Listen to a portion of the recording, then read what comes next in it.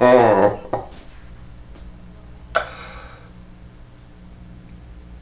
honestly glad that it's over. What is over? The cheat meal. I'm filming an update for the YouTubes. I'm glad that it's over.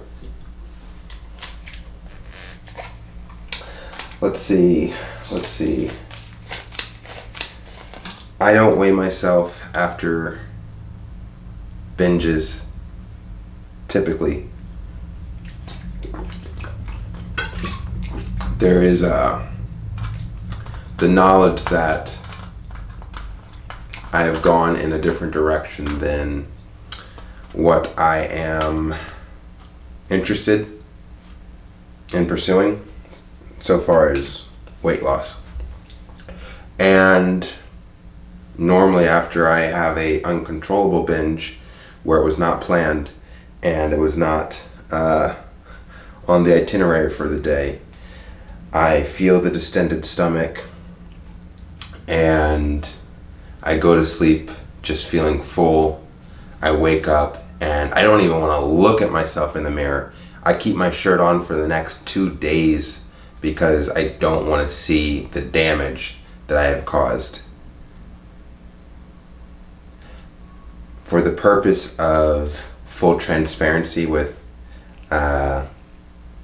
whoever is reading, watching, listening, I am taking better accounts of this whole thing. This is the first time I've even stepped on the scale after a night of excessive eating. And here are the results. Yesterday, at the beginning of the day, which started with a 36-hour fast from the day prior, I stepped on the scale at 184.6. I went to an Italian restaurant with my partner, Christina, and ate a whole lot of Italian food, which everyone should know is consisting of nothing but carbs. Carbs and cheese, to tell you the truth. So just to give you a breakdown of what was consumed, I had a protein shake prior, leading up to a workout, where I did back, buys, and shoulders, a little bit of abs.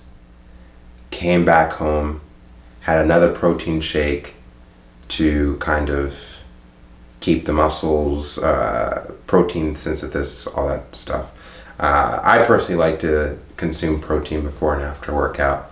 However, after the amount of food that I ate today, I'm just going to stick fasting for another 36 hours, go to the gym and not consume anything.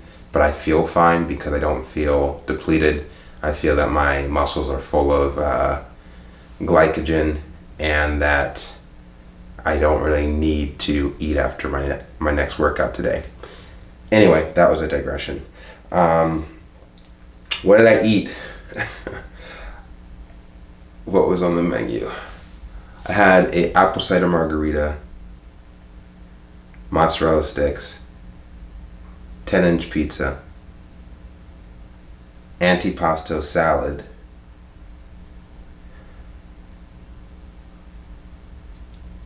calamari, 2 pastas. One was baked rigatoni, which was delicious, and another one was called pappardelle, something weird. Big fat noodles with mushrooms and shrimp, pretty tasty. And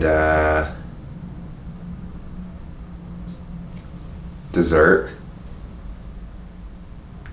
molten lava cake with ice cream. Now, I went with my partner, as I said. I would say, because she's watching what she eats more, she's a type of person, she's also on a fitness journey and she's losing weight, and as a result she is operating on a caloric deficit and her stomach is actually shrank, which apparently happens for some people when they are doing that kind of thing. consistently, that your stomach gets smaller. I don't think mine gets smaller, personally. I ate about 70% of that food, whereas she just like tasted things, good for her. I got my fill. I ate to my heart's content. And and garlic knots. All you can eat garlic knots. I knew I was forgetting something. And then after dinner, alcoholic beverage. So we finished that dining experience, and I was feeling pretty full. My girl, she was saying that she wasn't impressed with the amount that I ate in comparison to other nights that we've gone out. I don't know. I think keeping in mind that what I ate was basically nothing but carbs, I think it was impressive. Anyway, after the bowel movement earlier this morning, I only weighed 3 pounds more. How do I feel about that? I guess it just goes back to moderation. If I were to do that same experience every single night for the next 7 nights, 3 pounds turns into 15 pounds really quickly. However, because the concept of a cheat meal is that you're only doing it once in a blue moon, or once every 2 weeks, or for some people who like to really treat themselves, I don't really see the value in it, but you could technically do a cheat meal once every week. I'm not going to, but you could, I suppose, especially if you're incorporating fasting prior to or after or both. But yeah, 3 pounds is not a lot, especially when you consider how quickly you can get rid of that 3 pounds and get right back to where you were prior to you even doing the cheat meal. It's really actually quite incredible. And I wish that I had,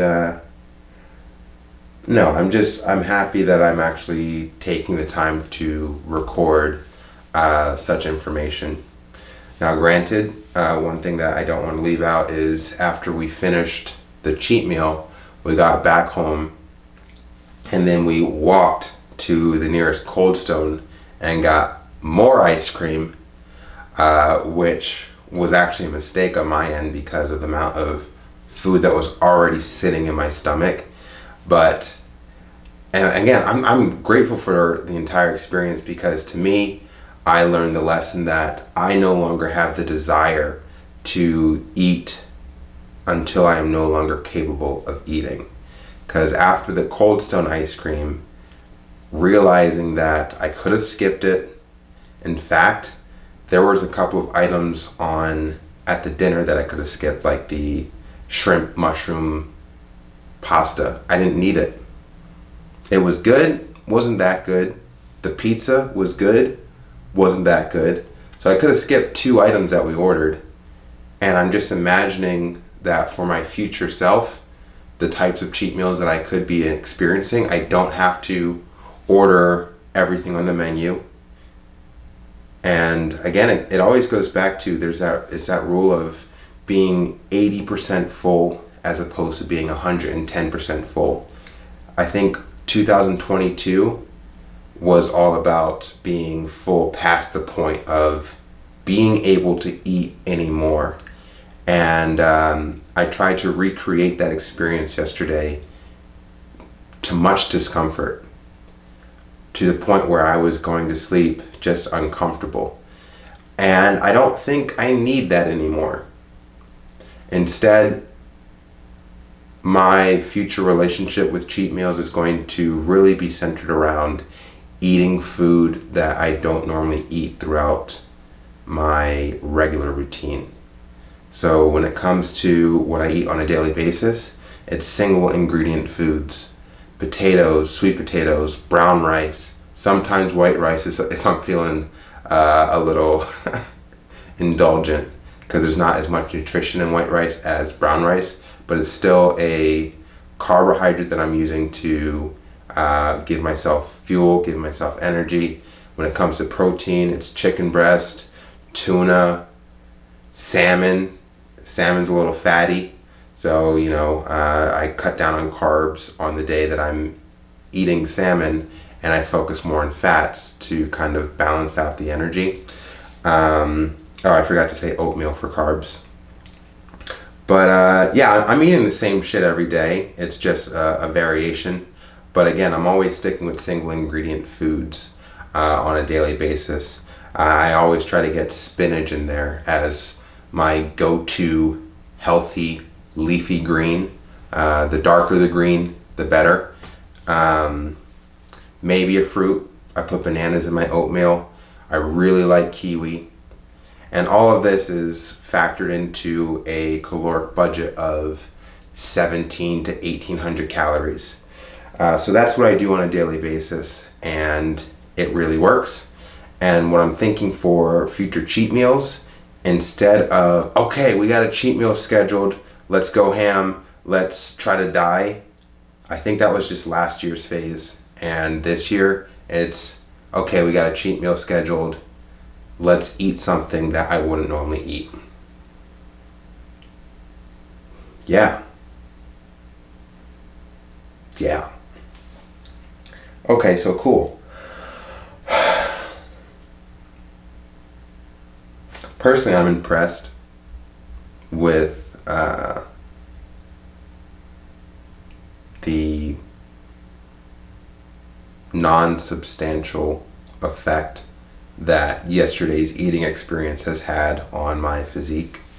I think it's fucking cool, and it encourages me to continue implementing this practice of, again, for me it's going to be every 2 weeks, because it creates more of a healthy balance. Plus I like fasting.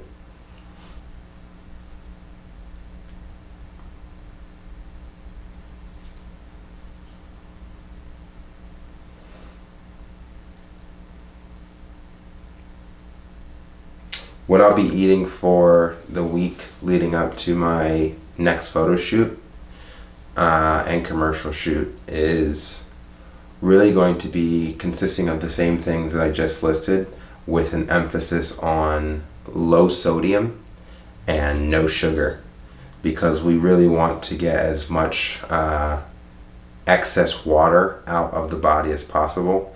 In fact, when I go to the gym later, I'll be sitting in the sauna to try to remove extra water, and we want to come out looking as lean as possible while still maintaining the muscle mass that is really provided by the carbs, keeping the protein high, sticking at around 160 to 190 grams of protein.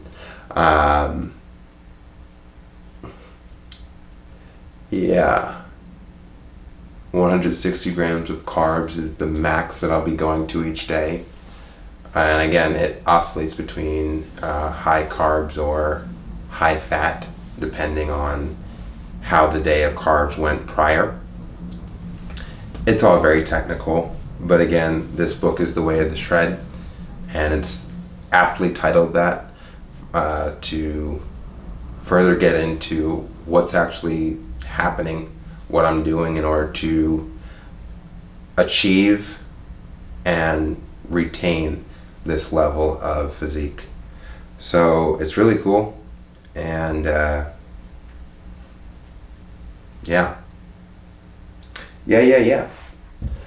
Also, one thing that I want to quickly say is yesterday I hit 100 subscribers on YouTube, which is really fucking cool, considering that I started consistently posting YouTube videos about 2-3 months ago, and I remember when I started consistently posting I was at like 54.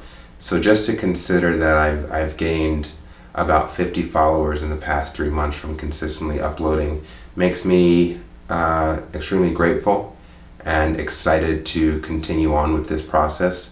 So I'd like to thank everyone who is supporting me out there, whether you are silent or vocal. This has been a wonderful journey, and I can't wait to provide even better and more content for you, and this is really going to turn into something beautiful. So thanks for hopping along on the ride. Thank you. Great stuff.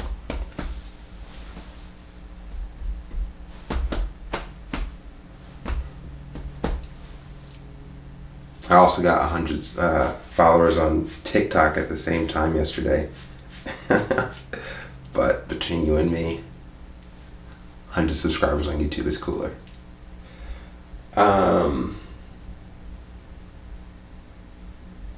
Going to the East Coast later tonight with my partner, visiting my family. Guess I'll see you there.